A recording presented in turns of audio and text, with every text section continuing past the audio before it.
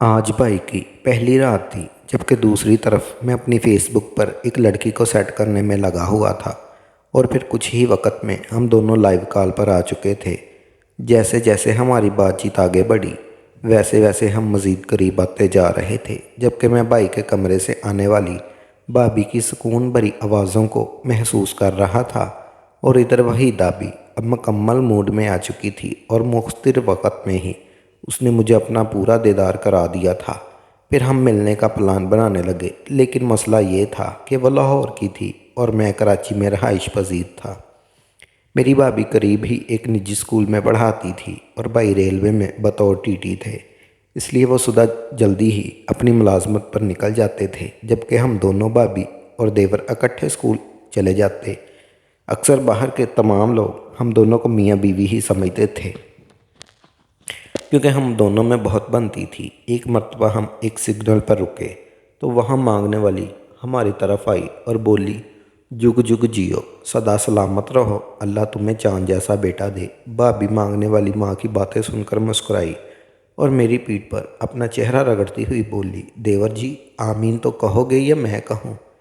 بھابھی کی بات سن کر میں بھی زور زور سے ہنسنے لگا، اور اسی طرح کے اور بھی کئی واقعات ہوئے جن کا ذکر کرنا فی الحال مناسب نہیں۔ شاید اسی وجہ سے قدرت نے ہمارا مستقبل ایک ساتھ لکھا تھا۔ خیر، پھر ہم دونوں گھر آ گئے اور میں اپنے کمرے میں جا کے سو گیا۔ شام کے وقت جب اٹھا تو دیکھا بھابھی کہیں جانے کے لیے تیار تھی۔ ان کے چہرے پر کچھ متفرقہ سوچ کی لہریں چھائی ہوئی تھیں، تو میں نے بھابھی سے پوچھا، بھابھی آپ کہیں جا رہی ہیں؟ ہاں، وہ ڈاکٹر کے پاس جانا تھا۔ ان کے ماتھے پر شکنجے کی اور گہرائی تھی۔ میں نے پریشان ہوتے ہوئے بھابھی کا کیا ہوا، آپ کو خیریت تو ہے نہ؟ میرے پوچھنے پر بھابھی نے چہرے پر مسکراہٹ آ گئی نے، نہیں دیور، بس معمولی سا چیک اپ کروانا تھا۔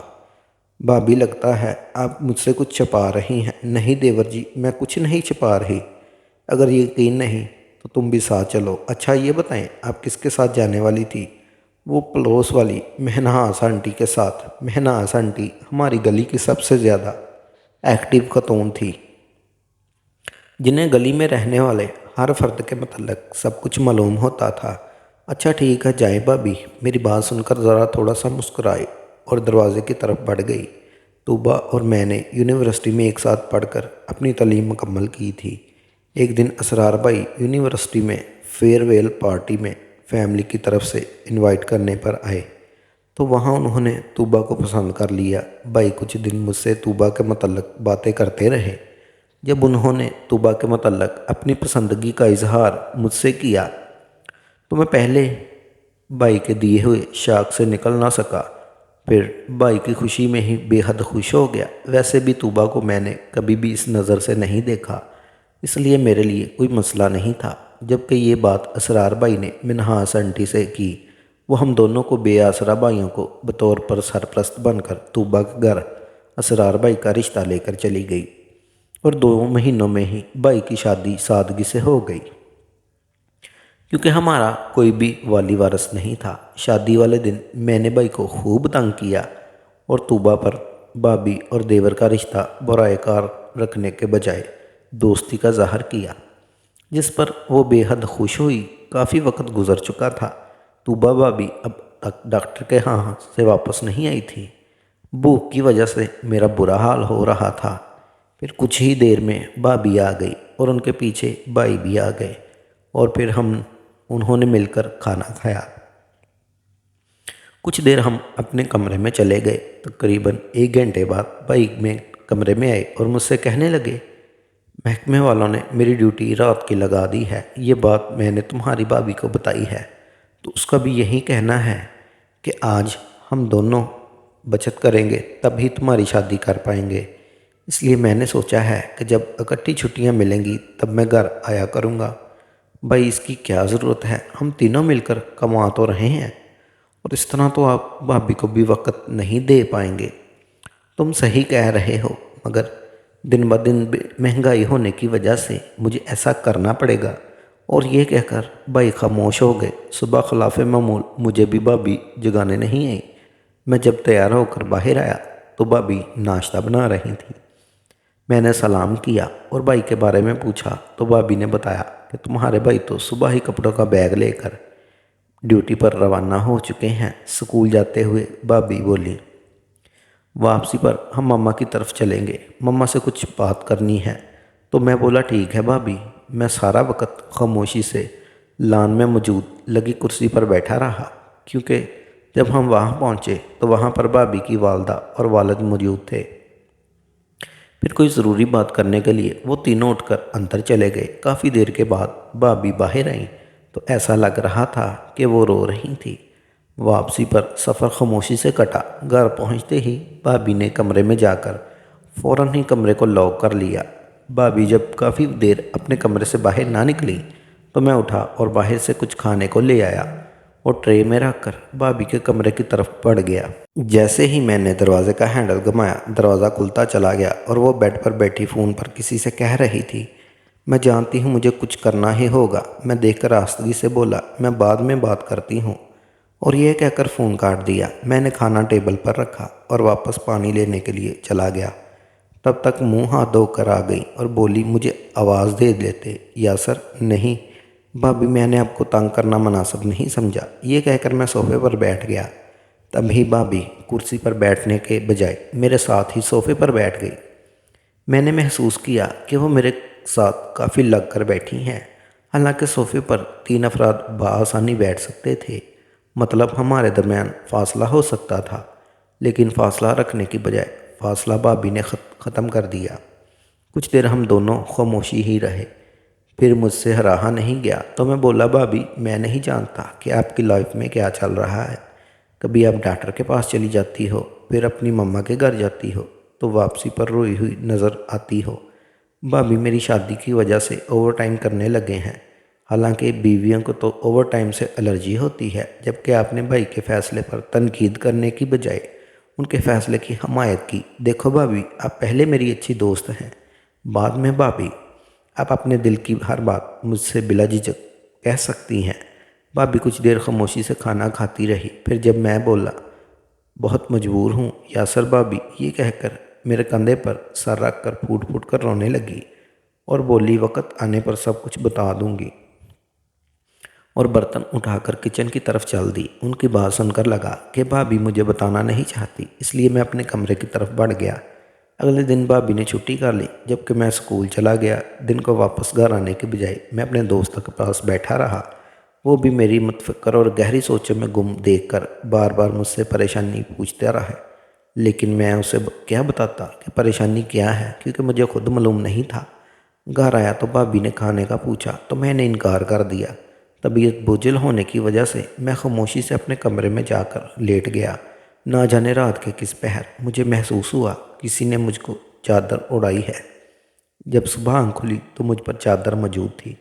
میں تھوڑا سا حیران ہوا، پھر سوچا کہ بھابھی کمرے میں آئی ہوں گی، مجھے بغیر چادر کے سوتا دیکھ کر چادر اوڑھ دی ہوگی۔ خیر، صبح حسب معمول ہم دونوں اسکول کی طرف چل دیے۔ دوسرے دن صبح بھابھی جگا رہی تھی تو اس وقت میں نیند میں اپنے مرغے کو ہاتھ سے پکڑے ہوئے تھا۔ جب بھابھی کو اندازہ ہو گیا کہ میں ایسے جاگنے والا نہیں ہوں، تب انہوں نے مجھے بازوؤں سے پکڑ کر سیدھا کر دیا، جس کی وجہ سے میری آنکھ کھل کر، مگر جب میری نظر مرغے پر پڑی تو گردن اٹھائے کھڑا تھا تو میں ایک دم شرمندہ سا ہو گیا اور بھابھی مسکراتی ہوئی کمرے سے باہر نکل گئی۔ میں کچھ دیر خاموش بیٹھا رہا اور سوچ رہا تھا کہ بھابھی کیا سوچ رہی ہوں گی۔ شام کے وقت میں ٹی وی دیکھ رہا تھا، تب بھابھی مجھ سے بولی، میں آنٹی سے مل کر آتی ہوں۔ تو میں نے کہا اچھا۔ پھر کچھ دیر کے بعد وہ آئیں، ان کے ہاتھ میں ایک فائل تھی جس کو لے کر میں اپنے کمرے میں چلی گئی۔ کافی وقت گزر گیا تو میں اٹھا اور بھابھی کے کمرے کی طرف گیا تو بھابھی کے رونے کی آوازیں سنائی دے رہی تھی۔ میں نے کمرے میں جھانکا تو بھابھی بیڈ پر بیٹھی اپنا چہرہ ہاتھوں میں چھپائے رو رہی تھی۔ میں فوراً بھابھی کے پاس بڑھا اور ان سے رونے کی وجہ دریافت کی، مگر وہ کچھ نہ بولی اور وہ فائل میرے آگے کر دی۔ پھر جب میں نے وہ فائل کھولی تو میرے اوسان ہی خطا ہو گئے، کیونکہ وہ فائل بھائی کے متعلق تھی اور اس میں بھائی کی مردانہ کمزوری انکشاف تھا۔ میں نے فائل کو بند کیا اور سیدھا ٹیبل پر رکھتے ہوئے خاموشی سے اپنے کمرے کی طرف چل دیا۔ اس رات بھائی بھی گھر آ چکے تھے۔ صبح جب میں نیند سے بیدار ہوا تو بھابھی اور بھائی باتیں کر رہے تھے۔ میں نہا کر اسکول کے لیے تیار ہو کر باہر آیا تو بھائی اور بھابھی کے درمیان بات چیت اب جھگڑے میں تبدیل ہو چکی تھی۔ جھگڑے میں اتنی شدت آئی کہ اچانک بھائی نے بھابھی کو چھوڑنے کی دھمکی دے دی۔ پہلے تو مجھے کچھ سمجھ نہ آئی، لیکن سمجھ آئی تو تب بھابھی روتی ہوئی اپنے کمرے میں بھاگ گئی۔ میں اٹھا اور بھائی کو ایک ساتھ 5-6 تھپڑ لگا دیے اور بولا، بھائی آپ نے یہ کیا کر دیا؟ بھائی میرے تھپڑوں کی بدولت ہوش میں آ چکے تھے۔ کچھ ہی لمحوں میں بھائی بھی رونے لگے، جبکہ دوسری جانب طوبیٰ بھابھی اپنے کمرے میں روئے ہی جا رہی تھی۔ دن تو جیسے تیسے گزر گیا، پر بھائی اٹھے اور گھر سے باہر نکل گئے۔ پھر میں بھابھی کی کمر میں تو وہ سوٹ کیس کو بند کرنے کی کوشش کر رہی تھی، لیکن بند نہیں ہو رہا تھا۔ میں نے آگے بڑھ کر بھابھی کو پکڑا اور بولا، بھابھی یہ کیا کر رہی ہیں؟ اب مر گئی تمہاری بھابھی، وہ زور سے چلاتے ہوئے بولی۔ تمہارے بھائی سے اولاد ہی تو مانگی تھی، بدلے میں طلاق دینے کی دھمکی دے دی۔ بھابھی کچھ خاموش ہوئی، پھر بولنے لگی، تم مردوں کے پاس بس یہی ایک ہتھیار ہے، اپنی بیوی کو چپ کروانے کا۔ میں نے کہا، بھابھی بھائی نے غصے میں بول دیا ہے، ورنہ وہ تو آپ سے بہت پیار کرتے ہیں۔ بھابھی ہنکارتے ہوئے بولی، پیار وہ مجھ سے ہو؟ ہاں ہاں۔ بھابھی غصہ چھوڑ دیں، بھائی بھی صبح سے رو رہے تھے، اب نہ جانے کہاں چلے گئے ہیں۔ بھابھی بھائی کا سن کر کچھ خاموش ہوئی تو میں نے فون نکال کر بھائی کو کال کی۔ چند ایک کالز کے بعد بھائی نے کال اٹینڈ کی۔ بھائی کہاں چلے گئے ہو؟ واپس گھر آئے؟ تو بھائی بولے، تم اپنی بھابھی کا خیال رکھنا۔ بھائی بات سنیں، خدا کے واسطے گھر واپس آ جائیں، آرام سے بیٹھ کر بات کرتے ہیں، اس مسئلے کا کوئی حل تو ہوگا۔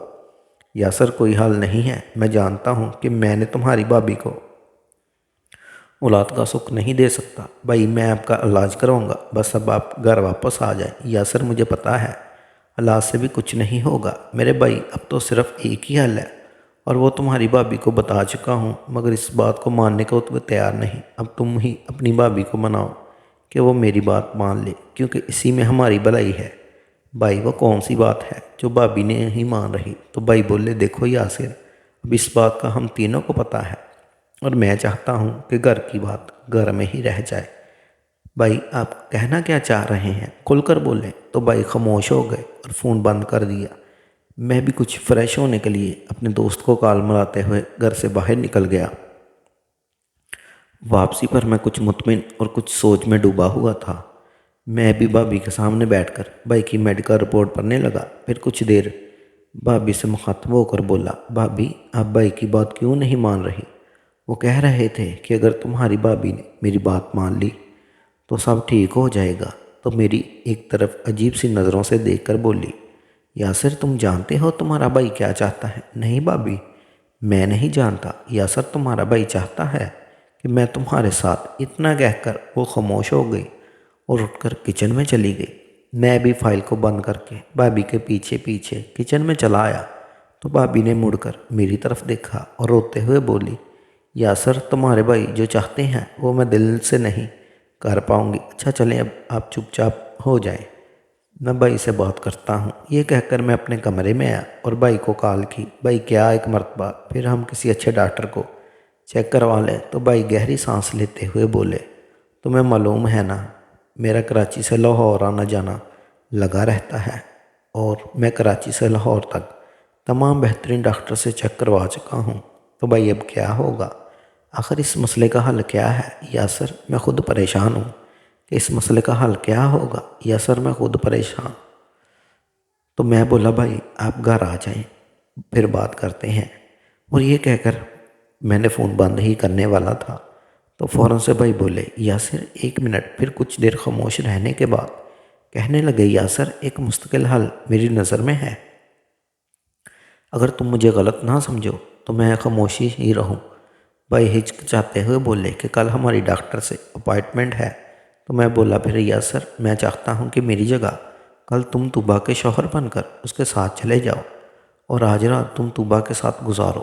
یاسر اب صرف تم ہی ہمارے گھر کے ٹوٹنے سے بچا سکتے ہو۔ میں نے بھائی کی مزید بات نہ سنی اور غصے کی حالت میں کال بند کر دی۔ اس کے بعد بھائی کی چند ایک مرتبہ کال آئی، لیکن میں نے ریسیو نہ کی۔ پھر بھائی کے میسیج آتے رہے جن میں وہ سمجھاتے رہے، لیکن میں خاموشی سے بیٹھا رہا۔ پھر اٹھا اور واش روم میں جا کر شاور کے نیچے کھڑا ہو گیا اور آنکھیں بند کیے بس بھائی کی باتیں سوچتا رہا۔ پھر آہستہ آہستہ نہ جانے کیوں میری بند آنکھوں کے سامنے بھابھی کا اندیکھا تصور آنے لگا اور میرے ذہن میں مختلف واقعات فلم بن کر چلنے لگے۔ اب میرے دل میں بھابھی کے لیے کچھ اور ہی تاثرات پیدا ہونے لگے تھے۔ میں ان کے بارے میں کچھ اور ہی سوچنے لگا تھا۔ خیر پھر جب واش روم سے باہر نکلا تو سیدھا بھابھی کے روم میں چلا گیا اور ان کے سامنے کرسی پر بیٹھ گیا۔ بھابھی افسردہ حالت میں سر کو جھکائے کچھ سوچ رہی تھی۔ میری آمد پر انہوں نے سر کو اٹھایا اور مجھے دیکھنے لگی۔ کچھ دیر تک ہم ایک دوسرے کو دیکھتے رہے مگر مجھے ایسا لگ رہا تھا کہ بھابھی مجھ سے کچھ کہنا چاہتی ہیں، کیونکہ وہ میری طرف عجیب سی نظروں سے دیکھ رہی تھی۔ تو میں اٹھ کر ان کے قریب جا کر بیٹھ گیا اور بولا، بھابھی مجھے پتہ چل گیا ہے کہ بھائی آپ کو کیا کرنے کو کہہ رہے ہیں، کیونکہ بھائی نے مجھے رات سب کچھ بتا دیا ہے۔ مگر میں نے ان کی یہ بات سن کر غصے میں فون بند کر دیا تھا، تو وہ اس بارے میں مجھے میسیج کرتے رہے اور ہر میسیج میں بھائی نے میرے اور آپ کے متعلق ہی لکھا ہے۔ بھابھی بس مجھے دیکھتی ہی رہی اور کچھ نہ بولی۔ پھر وہ تمام میسیج میں نے بھابھی کے موبائل پر سینڈ کر دیے اور اٹھ کر اپنے کمرے میں آ گیا۔ ابھی تقریباً 1 گھنٹہ ہی گزرا تھا کہ میرے کمرے کے دروازے پر دستک ہوئی۔ میں نے اٹھ کر دروازہ کھولا تو سامنے بھابھی کھڑی تھی۔ تو میں نے ان کو اندر آنے کا بولا تو وہ اندر آ گئی۔ وہ میرے ساتھ لگ کر بیڈ پر بیٹھ گئی اور کہنے لگی، یاسر میں نے کبھی نہیں سوچا تھا کہ مجھے اپنی زندگی میں یہ دن بھی دیکھنا پڑے گا۔ اگر ہم میاں بیوی پر میرے گھر والوں کا دباؤ نہ ہوتا تو میں آج اس وقت تمہارے کمرے میں نہ ہوتی، کیونکہ میرے گھر والوں نے صاف لفظوں میں مجھے کہہ دیا تھا کہ اگر میں نے 2 مہینوں میں ان کو بچے کی خوشخبری نہ سنا تو وہ تمہارے بھائی سے مجھے ڈیورس دلوا دیں گے اور تمہارے بھائی سے الگ نہیں ہونا چاہتی۔ یہی وجہ ہے کہ میں آج تمہارے ساتھ تمہارے پہلو میں آ بیٹھی ہوں۔ پھر انہوں نے خود کو اٹھ کر لائٹ بند کی اور صبح تک ہم دونوں ادھر بھائی بھی جانتے تھے کہ وہ پاپ صرف میری وجہ سے بن سکتے ہیں، اور اس طرح ان دونوں نے اتنی بڑی قربانی دے کر اپنے گھر کو ٹوٹنے سے بچا لیا۔